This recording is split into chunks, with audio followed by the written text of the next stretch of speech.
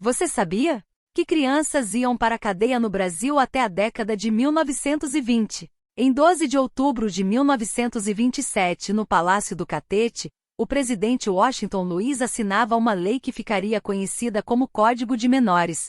Hoje, passados quase 90 anos, a canetada do último presidente da República do Café com Leite é alvo das mais exaltadas discussões no governo, no Congresso e na sociedade.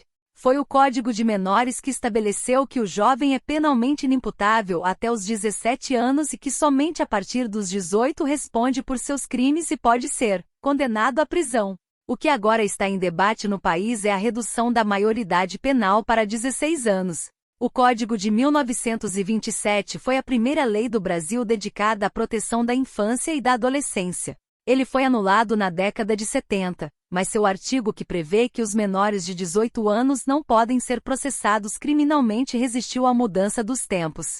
É justamente a mesma idade de corte que hoje consta da Constituição e do Código Penal, além do Estatuto da Criança e do Adolescente, ECA, uma espécie de filhote do Código de Menores que nasceu em 1990. A pioneira lei, que foi construída com a colaboração do Senado, marcou uma inflexão no país. Até então, a justiça era inclemente com os pequenos infratores. Pelo Código Penal de 1890, criado após a queda do Império, crianças podiam ser levadas aos tribunais a partir dos 9 anos da mesma forma que os criminosos adultos. Notícias criminais protagonizadas por crianças e adolescentes eram corriqueiras na imprensa. Em julho de 1915, o jornal Carioca à Noite noticiou: o juiz da 4ª Vara Criminal condenou a 1 ano e 7 meses de prisão um pivete de 12 anos de idade que penetrou na casa número 103 da rua Barão de Ubá, às 13 horas, e da lá furtou dinheiro e objeto no valor de R$ 400 mil.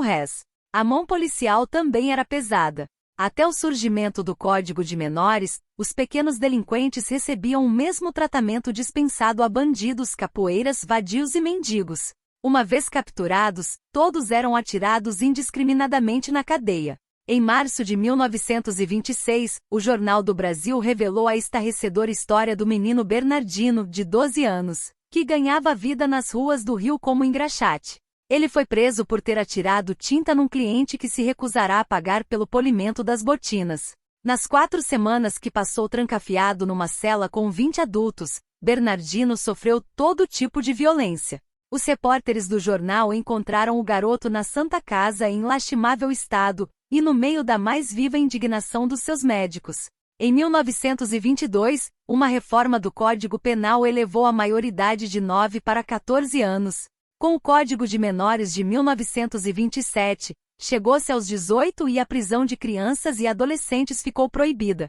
Em seu lugar, teriam de ser aplicadas medidas socioeducativas, como se chamam hoje. No caso dos delinquentes com idade entre 14 e 17 anos, o destino seria uma escola de reforma ou reformatório, onde receberiam educação e aprenderiam um trabalho. Os menores de 14 anos que não tivessem família seriam mandados para a escola de preservação, uma versão abrandada do reformatório. Os mais novos com família poderiam voltar para casa, desde que os pais prometessem às autoridades não permitir que os filhos reincidissem.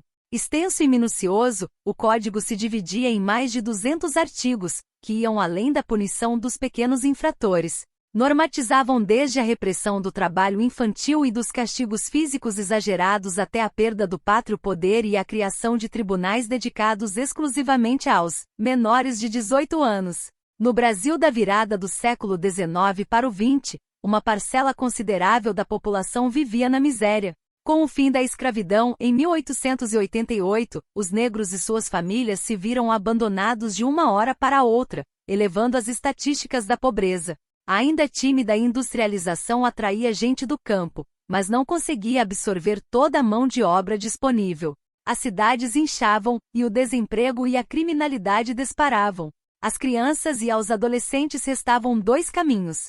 Ou trabalhavam submetidos a serviços pesados ou perigosos, jornadas exaustivas e pagamentos irrisórios. Trabalhadores imberbes eram vistos operando máquinas nas indústrias, vendendo bilhetes de loteria nas ruas e participando das colheitas nas fazendas. Ou então perambulavam pelas ruas das cidades grandes como Rio e São Paulo, agrupados em maltas como se dizia, cometendo roubos, aplicando golpes. pedindo esmolas ou simplesmente vadiando. Naquela altura, as escolas públicas eram raras e estavam reservadas para os filhos das classes abastadas. A Gazeta de Notícias, numa reportagem de fevereiro de 1929, explicou o problema das ruas para as crianças. Aí aprendem coisas que não deveriam ou não precisariam saber. Encontram más companhias que os desencaminham, adquirem vícios e maus costumes, deslizam para a vadiagem, a mendicidade, a libidinagem, a gatunagem e outras formas de delinquência. Documentos preservados no arquivo do Senado em Brasília revelam que os senadores foram protagonistas no longo processo que culminou na criação do Código de Menores de 1927. Um dos pioneiros da causa infantil foi o senador Lopes Trovão, DF. Ainda no final do século XIX, ele subiu à tribuna do Palácio Conde dos Arcos, a sede do Senado, no Rio, que tinha o status de Distrito Federal, para dizer que era inaceitável a apatia do poder público diante das crianças abandonadas e delinquentes. Ao Estado se impõe lançar olhos protetores, empregar cuidados corretivos para a salvação dos pobres menores que vagueiam a granel, provando nas palavras que proferem e nos atos que praticam não ter família. Se a tem, esta não lhes edifica o coração com os princípios e os exemplos da moral, discursou ele em setembro de 1896. Patriarcalismo. Para o senador, o Estado precisava ter poder para retirar de casa e internar em escolas especiais as crianças que não recebessem dos pais a devida educação moral. Segundo ele, vários países avançados já subtraíam o pátrio poder das famílias negligentes, como os Estados Unidos, a França e a Inglaterra.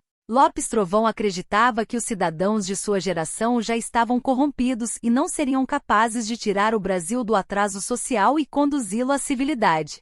Para ele, a solução seria apostar todas as fichas nas crianças. Inscreva-se no canal, curta, ative o sininho e compartilhe com os amigos.